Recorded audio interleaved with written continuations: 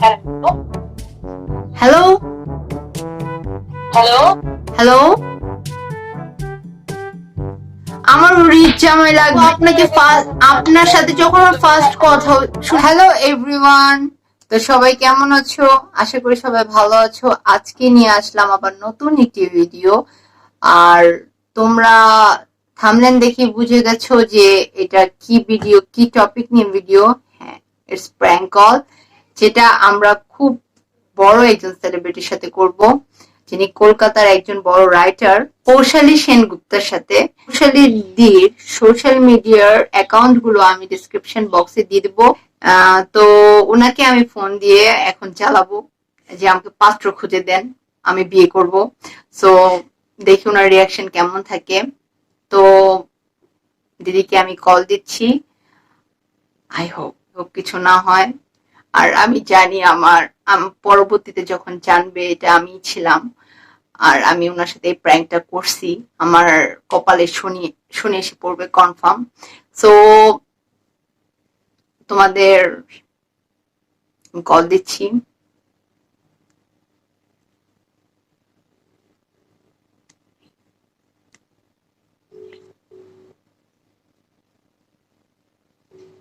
Hello hello hello hello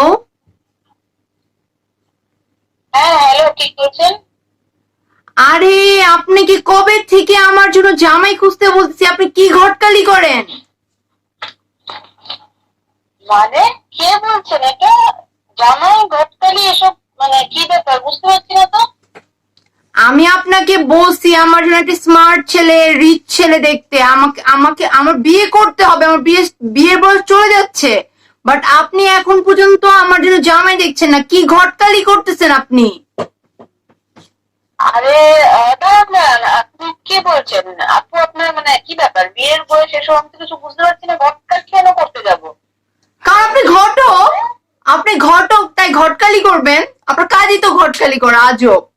আপনি ঘটক আপনাকে কে বললো এই নম্বরে? মানে আপনি কোথা থেকে মনে হচ্ছে আপনার এই খবরটা কোথা থেকে পেলেন? আমি এখন ককটেলে করবো আমার তো আপনার কাছে। আপনার নামটা কি বুঝতে পারছি না তো। আগে তো মনে হচ্ছে না শুনেন, কথা হয়েছে আপনি বলে। এত কথা না বলে আমার জন্য জামাই দেখছেন কিনা সেটা বলেন। জামাই তো, জামাই কি আমাদের এখানে মানে শপিং মলে গিয়ে আমি নিয়ে আসবো? আপনি তো আমাকে চিনতেও পারছি না। কি ব্যাপার, যেরকম জামাই হঠাৎ এরকম উতলা হয়ে গেলাম মানে? আমার বিয়ের বয়স চলে যাচ্ছে, আমার বিয়ের বয়স চলে যাচ্ছে, প্লাস আমার ফ্রেন্ডরা আমাকে অনেক ফোর্স করতেছে বিয়ে করার জন্য। আপনাকে সেই কবে থেকে বলছি। আরে আরে আরে, খুবই চিন্তার বিষয়। তাহলে মানে আপনার ফোন করতে লাগবে, দেখি আমি কয়েকটা কিছু দেখি তো একবার জন্য নেওয়ার চেষ্টা করে দেখবো এরকম ব্যাপার কত। না আপনি তো না, শুনেন আপনি তো সেই কবে থেকে আপনাকে আমি বলছি আপনি আমার জন্য বর দেখেন, বর দেখেন। এখন কত দিন হয়ে গেল আপনি আমার জন্য বর দেখতেছেন না, তো এটা কেমন বলেন? খুবই চিন্তার বিষয়, কিন্তু ব্যাপারটা হলো আপনাকে যে আমি চিনতে পারছি না। এখন আপনার বরকে মানে কোন রকম জামাই আনবো সেটাও তো চিনতে পারবো না। আমি তো বুঝতে পারছি না ব্যাপারটা কি হচ্ছে। আপনার কিছু ভুল হচ্ছে কি? আমার কেন ভুল হবে? আমি মনে হয় একটা ইয়ে হয়ে গেছে, খরচ হয়ে গেছে। আপনি আমার কেন ভুল হবে? আপনি ঘটক, আপনাকে আমি ফোন দিছি আমার জন্য জামাই খোঁজার জন্য, সো আপনি আমাকে জামাই খুঁজে দিবেন। জামাই তো খুঁজতেই যায় বাবা। আর ভালো কথাটা, আপনার বাসায় বড় কে আছেন বলেন, তাদের সাথে না একবার কথা বলে দেখি, তারা না বলবেন আপনার পছন্দই বা কিরকম সেটাও তো বলেন। আমি তো পুরো আমি তো আপনাকে আপনার সাথে যখন ফার্স্ট কথা শুনেন, হচ্ছে আপনার এতটা চিন্তা আমার একটু দেখা উচিত। কিরকম সময় লাগবে বলুন? আমার রিচ জামাই লাগবে এবং আমার টাকা, আমি চাই স্মার্ট থাকবে, সব দিক দিয়ে পারফেক্ট থাকবে আর কি। সব দিক দিয়ে পারফেক্ট থাকবে। আচ্ছা আচ্ছা আচ্ছা, এরকম জামাই এরকম কোন দিকে লাগবে আপনার? বাংলাদেশের কোথায় এরকম জামাই, মানে কোন জায়গায় দিতে চান?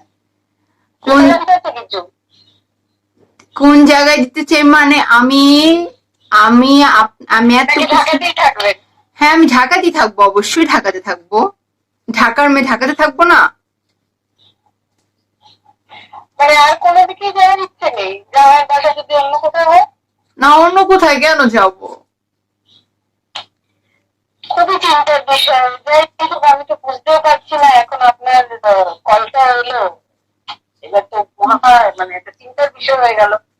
একটা ভালো কথা বলছেন, বিয়ে করতে চান, হেল্প করতে পারলে খুবই ভালো হতো। এখন কিন্তু ব্যাপারটা হচ্ছে আমি তো ঘটক নই, আমার তো কোথাও একটা মুশকিল হচ্ছে। তো আপনি কে? আপনি কোথায় কল দিয়েছেন বলুন তো? আমি তো কলকাতায় বসে আছি, কলকাতার কাছে বসে আছি। তো সেখান থেকে কলটা কি করে লাগলো বুঝতে পারছি না। এবার হোয়াটসঅ্যাপ যে আমি হবো, সেটার জন্য তো ভালো করে আপনার সাথে তাহলে কথা বলতে হয়ে নেওয়া হবে। আমি তো কৌশলেই কিন্তু কলকাতা থেকে। হ্যাঁ আমি জানি পৌশালী দি, আপনিও আমাকে চিনেন। আর আপনার সাথে আমি একটা প্র্যাঙ্ক কল করছি। আমি নরিন। তাই বলে, আমি তো কি হলো মানে গত করে কি করে হয়ে গেলাম। এটা নতুন যোগ হলো লেখালেখির সাথে, খুব ভালো লাগলো নবীন, এটা তো খুব মজা হলো।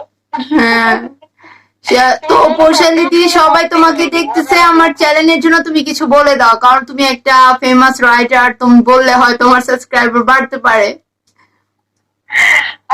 নবীনের যে চ্যানেলটা আছে, আমি আজকে যেটা এখন যেটার মধ্যে আছি, তো আশা করি ভিউয়ার্সরা অনেক আছেন এখানে, এবং যারা এটা দেখবেন চলে আসুন। আর বন্ধুদের মধ্যে একটু পছন্দ আমি আগে তো কখনোই এর মতো করিনি, যাই হোক মজা লাগলো ব্যাপারটা।